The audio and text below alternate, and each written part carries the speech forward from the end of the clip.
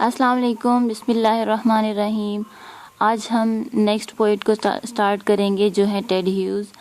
थोड़ा सा उनका हम पढ़ लेते हैं इंट्रोडक्शन कि उनकी लाइफ कैसी थी, कहाँ वो पैदा हुए। सबसे पहले तो हम देखते हैं कि Edward James Hughes was born August 17, 1930 in Mytholmroyd, Yorkshire, but raised in मैक्सबोरो।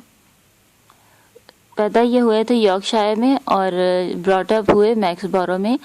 मैक्सबोरो क्या है? A coal mining town in South Yorkshire. ठीक है, साउथ यॉर्कशायर में एक माइनिंग टाउन है, किसका? कोयले का। वहाँ इनकी परवरिश हुई थी। ये एक हार्श लैंडस्केप है और यहाँ पर क्या है कि ये ह्यूज़ को यहाँ से इन्फ्लुएंस मिला था, एक स्ट्रॉन्ग इन्फ्लुएंस मिला था पोइट्री के लिए। ठीक है, अब यहाँ हुआ इनके जो पेरेंट्स हैं वो वार्म हार्टेड पेरेंट्स थे। ठीक है, खुश मिजाज लोग थे। इनकी मदर जेम्स और गोसबेरी पाइज की वजह से जानी जाती थी, बहुत ज़्यादा फेमस थी। और इनके फादर जो है कारपेंटर थे और उसके बाद ये क्या बन गए? एक एजेंट बन गए थे। और फिर इन्होंने फर्स्ट वर्ल्ड वॉर में भी पार्टिसिपेट किया था इनके फादर ने। और 17th जो थे लोगों में से ये एक थे जिन्होंने सरवाइव किया था रेजिमेंट में, जिन्होंने वर्ल्ड वॉर 1 में पार्टिसिपेट किया था। फिर जो स्टडीज़ के बाद मैक्सबोरो ग्रामर स्कूल में ह्यूज़ ने जो है 2 years रॉयल एयरफोर्स में भी सर्व किया। और फिर उसके बाद ग्रामर स्कूल से इन्होंने स्कॉलरशिप भी ली थी। फिर स्टडीज़ वहाँ पर उन्होंने क्या किया? इंग्लिश को, और फिर उसके बाद आर्कियोलॉजी एंड एंथ्रोपोलॉजी। और स्पेशलाइजेशन इनकी थी मिथ पर। ठीक है, इन्होंने अपनी पोइट्री में बहुत ज़्यादा मिथ यूज़ किया है। मिथोलॉजिकल जो सिस्टम है उसको पढ़ा बहुत ज़्यादा, उसमें स्किल्ड हुए ये। और फिर उसके बाद बहुत ज़्यादा मटेरियल इनको मिला था अपनी पोइट्री के लिए। कहाँ से? मिथ से। मिथ में आपको आगे समझाऊंगी व्हाट इज़ मिथ। तो और फिर ग्रेजुएट किया इन्होंने 1954 में। और फिर वहाँ से ये मूव कर गए लंदन और फिर worked as a zoo attendant, gardener and script reader for Arthur rank.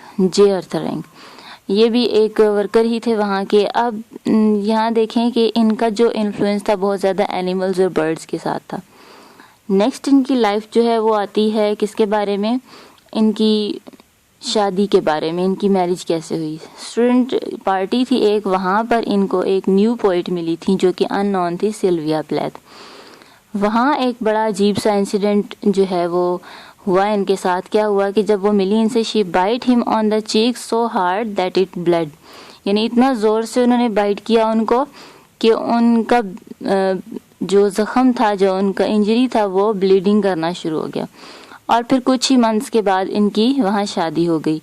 फिर 1957 में ये मूव हो गए यूनाइटेड स्टेट अमेरिका। और फिर वहाँ से कुछ टाइम ह्यूज़ ने इंग्लिश को पढ़ाया और उसके बाद क्रिएटिव राइटिंग भी वहाँ काफ़ी टाइम पढ़ाते रहे। और फिर उसके बाद मैसेचुसेट्स जो थी वहाँ पढ़ाते रहे और उनको वो जगह पसंद नहीं आई जिसकी वजह से वो वापस इंग्लैंड आ गए। ठीक है, और फिर interest in animals and birds में इनका बहुत ज़्यादा था।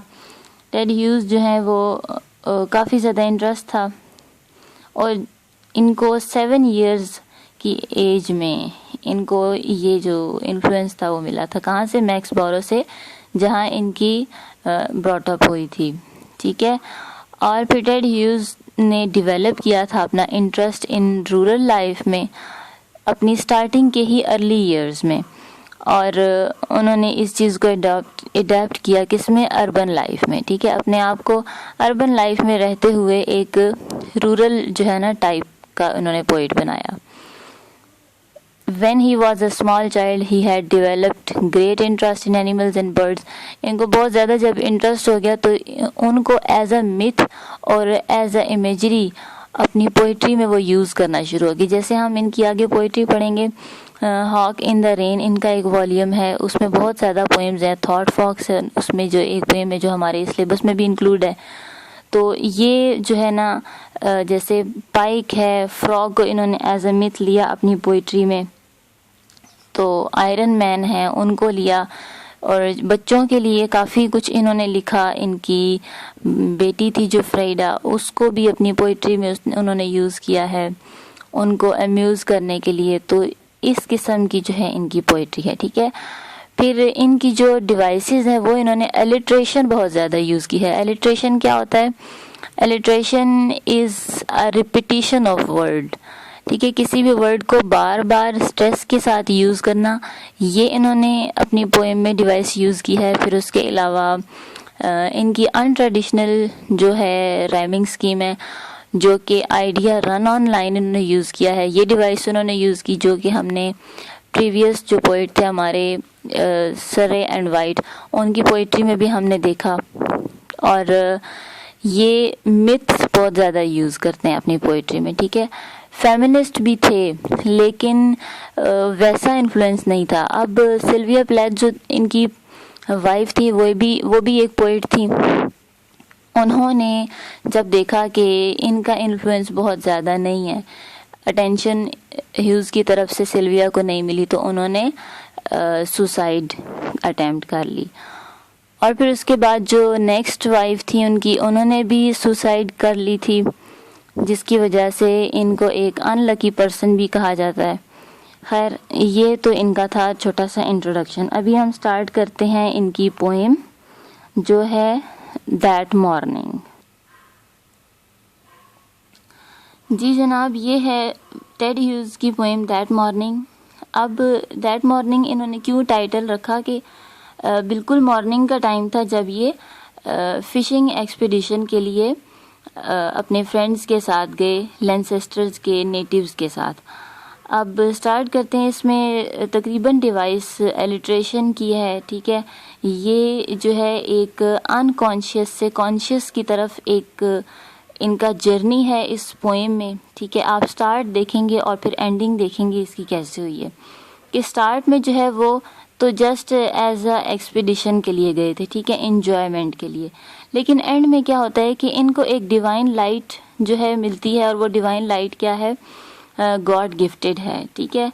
किस तरह से कि ये एक्चुअल में गए हैं फिश जो है वो मछली का शिकार करने गए हैं, और वहाँ जाते किसी और मकसद के लिए, लेकिन वहाँ से वापस जो है किसी और तरीके से आते हैं। वापस किसी और तरीके से आने का मतलब ये कि इनको एक कह लें कि अवेयरनेस, ठीक है, अनअवेयरनेस से अवेयरनेस तक का जो सफ़र है वो इनका इस पोएम में मौजूद है, ठीक है। अवेयरनेस ये कि इंसान जो है बहुत ज़्यादा अनअवेयर होता है उन चीज़ों से जो कि इंसान को नहीं पता है, ठीक है। किस तरह से कि इंसान बेसिकली जो है, इंसान की जो इंस्टिंक्ट है वो नॉर्मल भी है, सॉफ्ट भी है, लेकिन अदर साइड अगर हम देखते हैं तो इंसान एक हार्श, ठीक है, क्रिएशन है।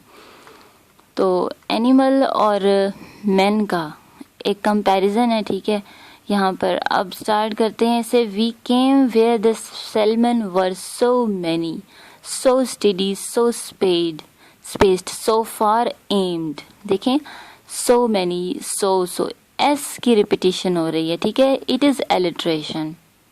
On their inner map England could add only the sooty twilight of South Yorkshire. हम कहाँ आए? फिशिंग एक्सपीडिशन के लिए। Salmon is the name of a fish, ठीक है, जो कि बहुत ज़्यादा हैं तादाद में, सो स्टेडी हैं और सो स्पेस्ड है। एक नॉर्मल स्पेस है उनके बीच में, एक पैटर्न में है वो अपने पॉन्ड के अंदर। रिवर है, रिवर के अंदर फिश है। अब किस किस्म का एक साइट है? साइट ऐसा है, आप ये कह लें कि एक बाउल आप ले लें और बाउल के मिड में जितना पानी होता है उस किस्म का एक पॉन्ड है या रिवर है जो ये सीन है शो कर रहे हैं। Next, hung with the drumming drift of Lancasters. Lancasters कौन है? लैनसेस्टर के रहने वाले जो नेटिव्स हैं वो क्या कर रहे हैं? वो ड्रमिंग कर रहे हैं, ठीक है, हल्की हल्की सी ड्रमिंग की आवाज़ है और पोइट भी इस आवाज़ को सुन रहे हैं। Till the world has seemed capsizing slowly. उनको ऐसा फील हो रहा कि ये लाइफ जो है, ये सारा सीन और ये सारी वर्ल्ड जो है, कैप्साइजिंग मीनिंग कि क्या हो रहा है वहाँ पे, हल्के हल्के से हम उर्दू में वर्ड यूज़ करते हैं कि डोलना, कश्ती डोल रही है, ठीक है, ओवर टर्निंग या टम्बलिंग कह लें, ठीक है, वर्ल्ड इस तरह से हो रही है। Salmon solemn to stand there in the pollen light. Solemn कह रहे हैं कि ये एक सैक्रेड जो है यहाँ पे हमारा खड़ा होना था, यहाँ पे हमारा खड़ा होना एक सैक्रेड टाइम पीरियड था। पोलन लाइट आती है, पोलन लाइट क्या है? डिवाइन लाइट है, ठीक है, divine light is from the God, ठीक है, डिवाइन लाइट अल्लाह ताला की तरफ से हमें मिलती है, एक मुकद्दस रोशनी। Waist deep in wild salmon swaying mast as from the hand of God, there the bodies separated, golden and imperishable. Wasted deep in wild salmon swaying mast, एक मैस में बहुत बड़ी तादाद में वहाँ पे सैल्मन हैं और ऐसा लगता है कि ये अल्लाह ताला की तरफ से इसी तरह से बनाई गई हैं और उनकी बॉडी किस तरह से सेपरेट, अलग अलग सी, और गोल्डन कलर है उन फिश का, और एंड इम्पेरिशेबल का मतलब होता है इमॉर्टल, ठीक है, कि ये दुनिया तो जो है फ़ानी है लेकिन सैल्मन जो है वो इम्पेरिशेबल है। आगे हम देखते हैं कि पोइट ने इम्पेरिशेबल क्यों कहा है। From its doubting thought a spirit beacon. अब डाउटिंग थॉट इज़ एक्चुअली कह लें कि स्पिरिचुअल रिलीजियस थॉट है, ठीक है, डाउटिंग थॉट ये है। अ स्पिरिट बीकन एक हाई लाइट है, एक रे ऑफ लाइट है जो कि बहुत ऊंची से टावर से आती है। इसका मतलब ये है कि पोलन लाइट, ठीक है, divine light, let by the power of the salmon, जो हमें कहाँ से मिल रही है? Power of the salmon. Salmon की पावर से क्यों मिल रही है? Salmon is a most beautiful creature in that scene which poet is actually observing. Fish का कलर सिल्वर है, गोल्डन है। अब वो कलर जो एक्चुअली है वो सूरज की हल्की हल्की सी किरणों की वजह से, जो करीब में पहाड़ियाँ हैं, माउंटेन्स हैं, वहाँ पर उसका रिफ्लेक्शन पड़ रहा है और वो रिफ्लेक्शन जो है एक डिवाइन लाइट पोइट को अता कर रहा है, ठीक है। अब पोइट जो है बहुत ज़्यादा उससे आप ये कह सकते हैं कि स्पेल बाउंड हो चुका है, उस पे एक जादू सा आ गया है एक गॉड की नेचर का। That came on and kept on coming. वो रोशनी आ रही है और आती जा रही है। As if we flew slowly, और ऐसा फील हो रहा है जैसे हम हवा में उड़ रहे हैं। Their formations, उनका जो एक पैटर्न है, किसका? सैल्मन का। यहाँ पे मिथ क्या यूज़ हुई है? सैल्मन की यूज़ हुई है। एज अ डिवाइस उसने सैल्मन को यूज़ किया है। Lifting us toward some dazzle of blessing, किसी ब्लेसिंग की तरफ हमें उठा कर लेकर जा रहा है। One wrong thought might darken, as if the fallen world and Salmon were over. ये जो है actually the main idea and main theme of the poem. As if these were the imperishable fish. One wrong thought might darken. अब देखें कि Christianity में ये कहा जाता है कि अल्लाह ताला ने, क्रिश्चियनिटी में क्या एक्चुअल में ऐसा ही है कि अल्लाह ताला ने शैतान को जो है वो क्या किया, शैतान ने बहकाया हज़रत आदम अलैहिस्सलाम को, और फिर उन्होंने जो मिस्टेक की है उस मिस्टेक की वजह से फॉलन वर्ल्ड, ठीक है, जन्नत से अल्लाह ताला ने उतार दिया उन्हें और दुनिया में भेज दिया। और सैल्मन वर ओवर, सैल्मन क्या है एक्चुअली में, वो लाइट है जो कि ओवर हो चुकी है, ठीक है। फॉलन वर्ल्ड, हज़रत आदम अलैहिस्सलाम का जन्नत से निकाल दिया जाना, दुनिया में भेज दिया जाना, ये है fallen world. As if these were the imperishable fish, लेकिन as alliteration and another thing, this is a simile, उसने सिमिली यूज किया, that had let the world pass away, कि दुनिया को जो है वो गुजार देना चाहते हैं। There in a mauve light of drifted lupins, lupins is a name of a plant. Mauve light क्या है, वही light golden, purple and silver which are mixed up and becoming another new color that is very much spellbound for the poet. They hung in the cupped hand of mountains. Cupped hand मैंने आपको पहले बताया, एक bowl आप ले लें, उसके बीच में जो हाफ पानी डाल दें और साइड्स पर जो एक एरिया खाली रह जाता है, और उस वाटर के अंदर सैल्मन है, सैल्मन का जो सिल्वर, गोल्डन और पर्पल मेव लाइट है वो किस पर जाकर पड़ रही है, माउंटेन पर, और वो माउंटेन कलर जो है ल्यूपिन्स पर पड़ रहा है, that is the name of a plant, और that mixed up colour is the cause of spell bounding the poet.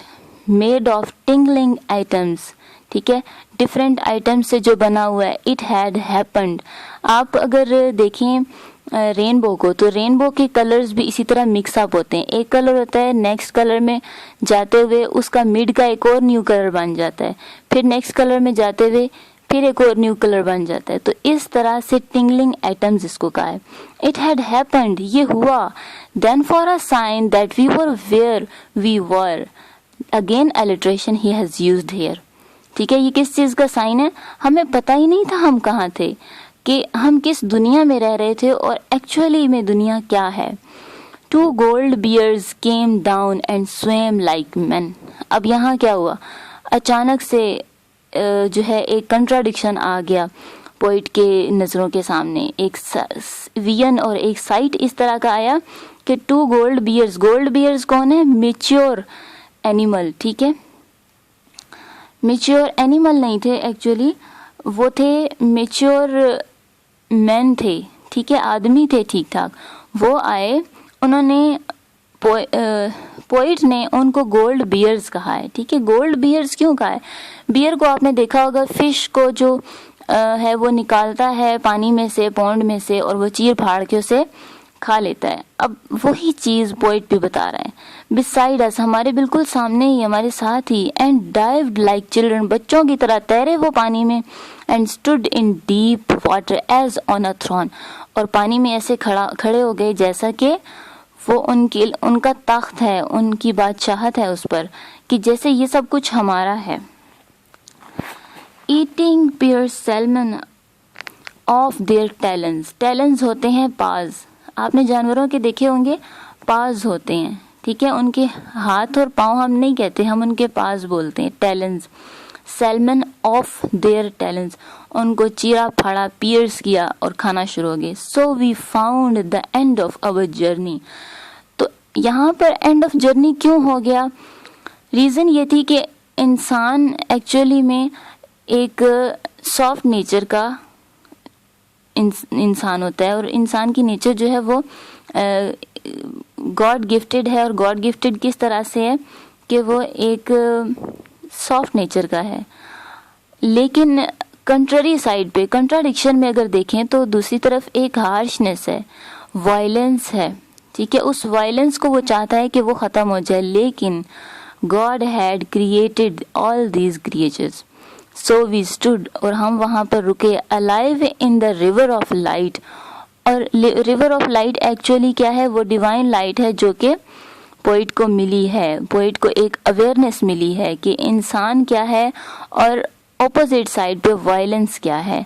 Among the creatures of light, यानी अल्लाह ताला ने जो चीज़ें क्रिएट की हैं उन्हीं के थ्रू उसे एक लाइट मिली है, क्रिएचर्स ऑफ लाइट, ठीक है, क्या हुआ, creatures from light he has got. तो ये थी बेसिकली हमारी पोएम, जिसमें उसने एक जर्नी बयान किया है। फिश का एक्सपीडिशन था अनअवेयरनेस से अवेयरनेस की तरफ, अनकॉन्शियस से कॉन्शियस की तरफ। He was unaware of all these things and he had got divine light by the imperishable salmon. He has explained in this poem. So this was the journey of Ted Hughes from that morning, के morning time में उसने ऐसा scene देखा जो कि मुझे unawareness से awareness की तरफ ले आया, ब्लेसिंग्स की तरफ ले आया, और वायलेंस को ख़त्म करने के लिए जो उसके माइंड में एक फॉर्मेशन आई वो इस पोएम से आई। तो इसी किस्म की उसने मिथ्स दूसरी पोएम्स में भी यूज़ की हैं। बाकी हम पोएम्स भी आगे इंशाल्लाह पढ़ेंगे। लर्निंग साइट को सब्सक्राइब कीजिए, शेयर कीजिए, आपको अगर पसंद आए तो लाइक भी कीजिए। Thank you so much. अल्लाह हाफिज़।